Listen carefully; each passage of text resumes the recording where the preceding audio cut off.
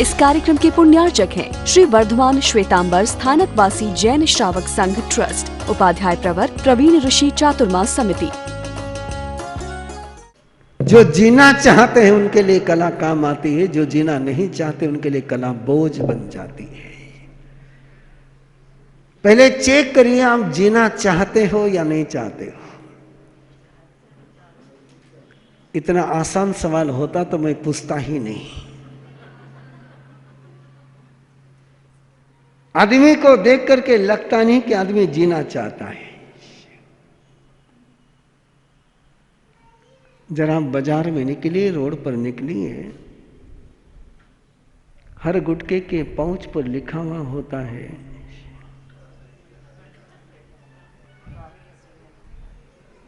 खतरनाक है, फिर भी आदमी खाता है।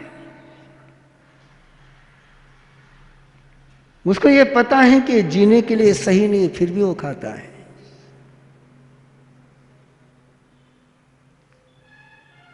जब ऐसे सयाने लोगों को देखता हूं तो लगता है कि भगवान महावीर ने जो कहा था कि हर जीव जीना चाहता है, वो शायद इन लोगों को देख करके कहा था कि और किसी को देख करके कहा था। लगता है कि आदमी जीने के प्रयास करने के बजाय मरने के प्रयास बहुत ज्यादा करता है।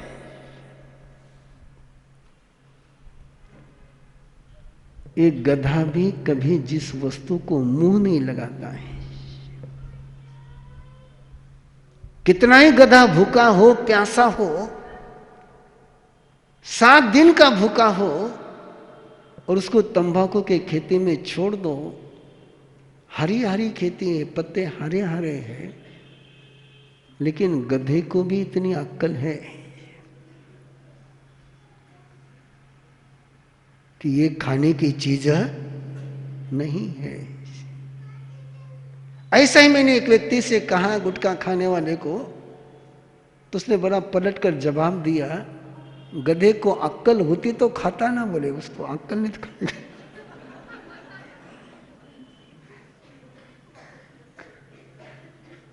तो देख करके लगता है कि सच में हम जीना चाहते हैं क्या। शायद आप खाना चाहते होंगे, शायद आप पीना चाहते होंगे, चाहे आप सुख चाहते होंगे, चाहे आप संपत्ति चाहते होंगे।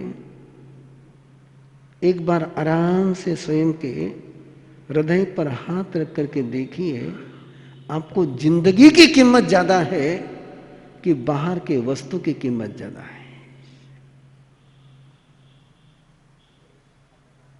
एक बार देख लीजिए, अपनी चाहत जिंदगी को लेकर के है कि जिंदगी के सारे प्रपंच को लेकर के है। आप कुछ होना चाहते हैं या कुछ पाना चाहते हैं? ये 2 सवाल तो समझ में आ ही गए होंगे। आप कुछ होना चाहते हैं कि आप कुछ बटोरना चाहते हैं? जवाब मिलेगा कि बिना जवाब के चलते रहो? आप कुछ होना चाहते हैं कि पाना चाहते हैं?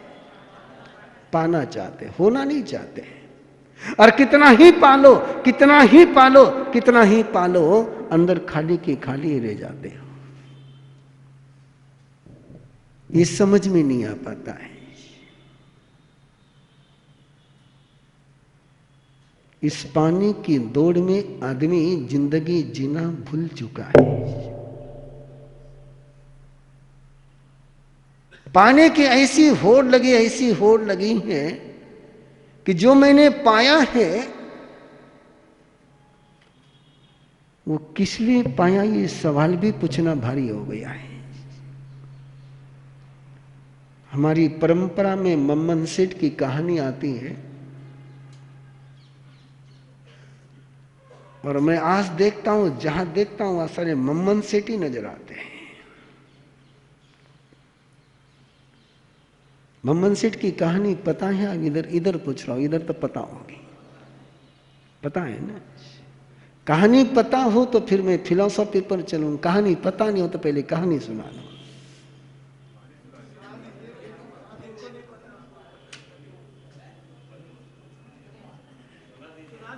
जरूर, आराम से, बहुत आराम से। बड़ा श्रीमंत सेठ था पिछले जन्म में, भावना भी बहुत अच्छी रहती थी।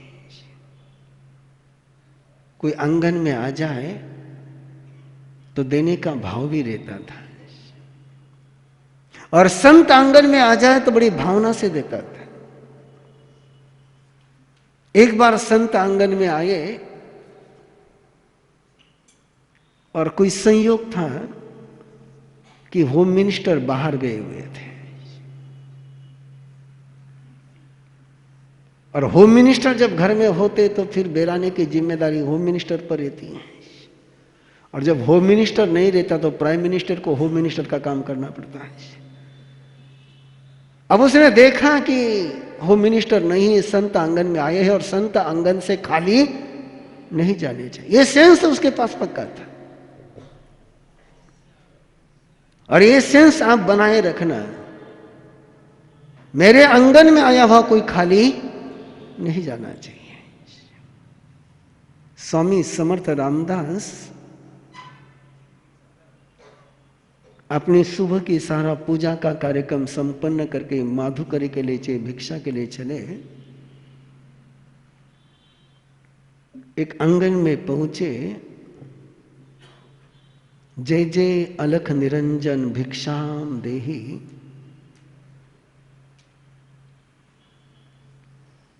घोष किया। दरवाजा खुला था, आवाज अंदर पहुंच चुकी थी, लेकिन कोई बाहर नहीं आया। स्वामी समर्थ रामदास को लगा कि शायद आवाज धीमी होगी। स्वामी समर्थ रामदास ने थोड़ी आवाज जोर से लगाई, जय जय अलख निरंजन भिक्षाम देहि। फिर भी कोई बाहर नहीं आया। 3 बार पुकारते हैं, तीसरी बार पुकारा, दरवाजे से एक मां बाहर आई, आंसू बहाती हुई बाहर आई,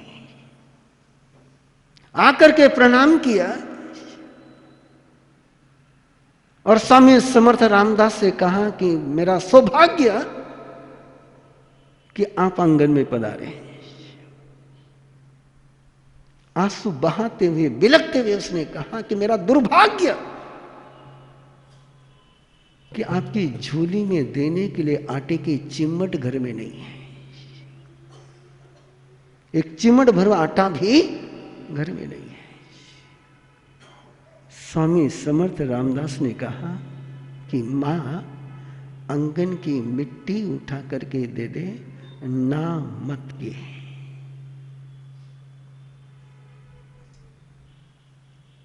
ये भारतीय संस्कृति थी। मेरे गुरुदेव फरमाते थे कि आंगन में आया हुआ व्यक्ति जब खाली हाथ जाता है तो आंगन का पुण्य लेकर के जाता है, और जब कुछ लेकर के जाता है तो अपना पुण्य देकर के जाता है और पाप लेकर के जाता है। होम मिनिस्टर नहीं थे, सेठ अंदर गए, लड्डू का डिब्बा उठाया, 1-2 ही लड्डू थे, भावना प्रबल थी, लड्डू बेरा दिए। और जैसा कि आम तौर पर होता है, लड्डू के डिब्बे में थोड़ा सा कुछ बाकी था, संत जाने के बाद वो थोड़ा मुंह में डाल लिया। और जिंदगी के एक बहुत सुंदर राज है, स्वाद लेना हो तो कम खाओ, स्वाद मारना हो तो ज्यादा खाओ। थोड़े में जो स्वाद आता है वो ज्यादा में नहीं आता है। वो थोड़े से दाने बचे हुए थे, मुंह में डाले कभी अनुभव करके देखना, टेस्ट थोड़े में आती कि ज्यादा में आती है। और वो थोड़े से दाने मुंह में गए और बहुत बढ़िया लगे, बहुत बढ़िया लगे, बहुत बढ़िया लगे, इतने बढ़िया लगे, इतने बढ़िया लगे कि मन घटिया हो गया। ये गणित बड़ा गजब का है। जुबान की टेस्ट बढ़िया हो जाए और मन भी बढ़िया हो जाए तो जिंदगी में साधना का मार्ग खुलता है। और जुबान पर टेस्ट बढ़िया आ जाए, मन घटिया हो जाए तो मम्मन सेठ का जन्म होता है। टेस्ट तो बढ़िया लगी लेकिन मन घटिया हो गया, सारा क्यों दे दिया।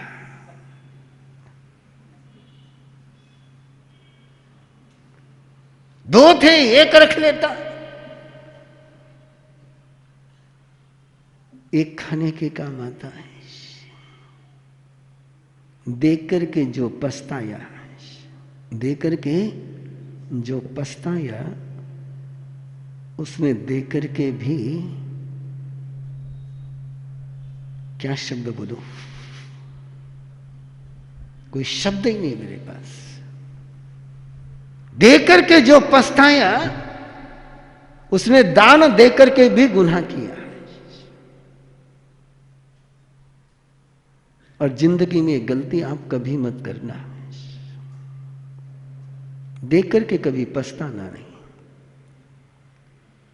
देने का पुण्य मिला, अगले जन्म में श्रीमंत घर में जन्म हुआ,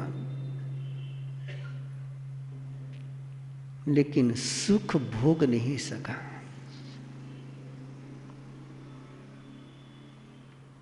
बटोरने की ऐसी तमन्ना, ऐसी तमन्ना, ऐसी तमन्ना, ऐसी तमन्ना, जिसको कहते हैं ना मक्खी चुस मारवाड़ी, बस वही कैरेक्टर था उसका। बस बटोरना, बस बटोरना, बस बटोरना। और बटोरने की इस धुन में उसने एक सपना देखा, एक तमन्ना देखी, एक अरमान देखा, एक कार्यक्रम शुरू किया। सोने और हीरे से जड़े हुए बैल बनाने शुरू करे। गोल्डन का बैल, हीरे जड़े हुए। एक बैल बन चुका, दूसरा बैल बनने की प्रोसेस चल रही है। धुआंधार बारिश हो रही है, तूफानी बारिश है, बिजलियां चमक रही, रात का अंधियारा है। और राजा सैनिक अपने राजमहल से नदी की तरफ देख रहे हैं कि नदी को बाढ़ आई हुई है। और बाढ़ आई उस नदी में धुआंधार बारिश के बीच में कोई व्यक्ति बहे करके आई हुई लकड़ियां चुन रहा है। कि बाढ़ में बहुत सारी सूखी लकड़ियां बह करके आती है, उसको चुन रहा है। राजा सैनिक को आश्चर्य लगा कि मेरे नगरी में कोई ऐसा व्यक्ति है कि ऐसी धुआंधार बारिश में जिंदगी खतरे में डाल करके लकड़ियां बीन रहा है। राजा सैनिक ने खोज कराई, कौन है मेरे नगरी में ऐसा कि जो इतना गरीब है, इतनी हलाकी की स्थिति है, इतनी गरीबी, इतने परेशानी में कोई जीता होगा। तभी तो इतने अंधियारे में धुआंधार बारिश के बीच बाढ़ आई हुई नदी में लकड़ियां बीन रहा है। राजा ने खोज कराई और दूसरे दिन उसको दरबार में बुलाया। बोले भाई, इतनी जिंदगी खतरे में डाल करके किस लिए तू धुआंधार बारिश में गया है? तुझे क्या चाहिए? और उस सेठ ने जवाब दिया, मेरे पास एक बैल है, उसके जोड़ी का दूसरा बैल चाहिए। एक है, देखना अपने अंदर में कहीं मम्मन से बैठा हुआ होगा।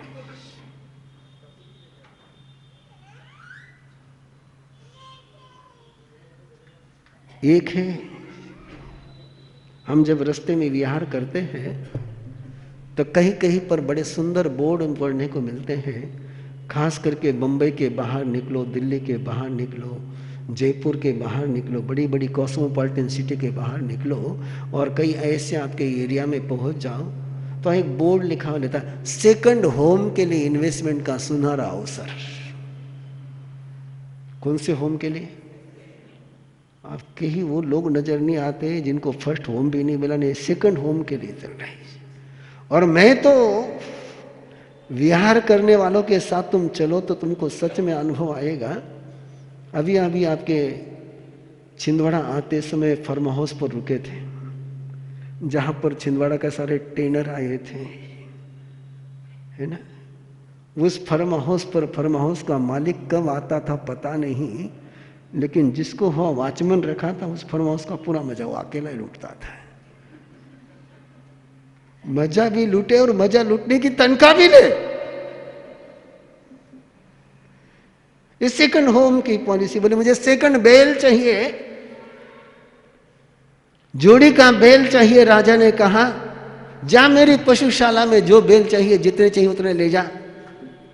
बोले राजन मेरे बेल के जोड़ी का बेल चाहिए। बोले तेरे बेल के जोड़ी का बेल ले जा, जो पसंद आया वो ले जा। बोले राजन तुम्हारे पशुशाला में मेरे बेल के जोड़ी का बेल नहीं है। बोले क्या बात करता है? बोले एक बार मेरा बेल देख लो, फिर मुझे उस जोड़ी का बेल दे दो, मैं बिल्कुल आराम से रहूंगा। और सेकंड डे दूसरे दिन राजा श्रीनिक राजा अपने सारे दरबारियों के साथ बेल देखने के लिए पहुंचा। देखा हवेली, बोले इसके पास दूसरा बेल नहीं। अभय कुमार साथ में, मंत्री परिषद साथ में। बोले देखते तो सही इसके पास कौन सा बेल है। और बेल दिखाने के लिए वो तड़घर में ले जा रहा है। बोले बेल तड़घर में? बेल तो कहां होना चाहिए? आपके बेल कहां पर है?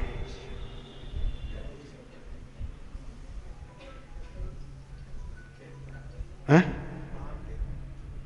मुझे नहीं लगता है, मुझे नहीं लगता। आपके उसके बेल तो तड़घर में थे, आपके बेल लॉकर में है। इस कार्यक्रम के पुण्यार्चक हैं श्री वर्धमान श्वेतांबर स्थानकवासी जैन श्रावक संघ ट्रस्ट, उपाध्याय प्रवर प्रवीण ऋषि चातुर्मास समिति, महावीर भवन इंदौर।